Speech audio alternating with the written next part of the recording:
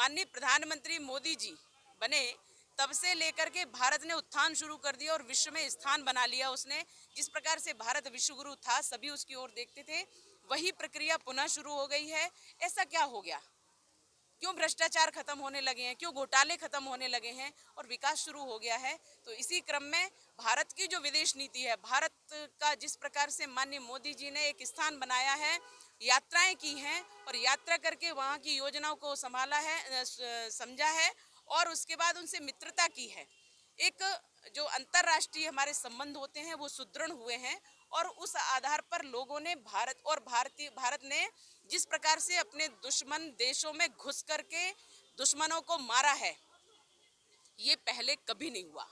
और इस प्रकार से हमारे देश के सैनिकों की रक्षा, देश की जनता की रक्षा के लिए और जिस प्रकार से सैन्य पावर, रक्षा पावर बढ़ाया गया है, उसमें भारत अग्रणी हुआ है और इसी आधार पर पूरा विश्व भारत की ओर देखने लगा है।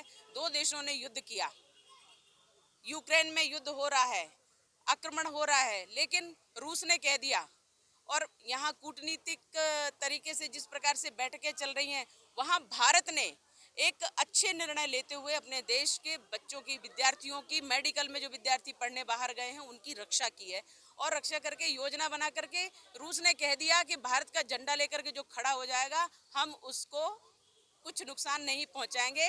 तो जो हमारा दुश्मन देश पाकिस्तान है, उसके लोग जो वहाँ फंसे हुए थे उनने भी भारत का झंडा उठा लिया है। हम कहते हैं कि जब भी विकट परिस्थिति होगी, जब भी संकट आएगा, चाहे कोई भी हो, भारत की ओर ही देखेगा और भारत की तरफ रक्षा की दृष्टि से देखेगा और भारत तो रक्षा करता है। ये हमारी सनातन संस्कृति है, हमारी सनातन परंपरा है, ये हमारा सनातन धर्म कहता है। उस पर चलने वाले हमारे माननीय मोदी जी हमारे भारत के उत्थान के लिए, भारत के विकास के लिए, भारत को विश्व गुरु बनाने के लिए जिस प्रकार से आगे आए हैं वो आज दिखने लगा है।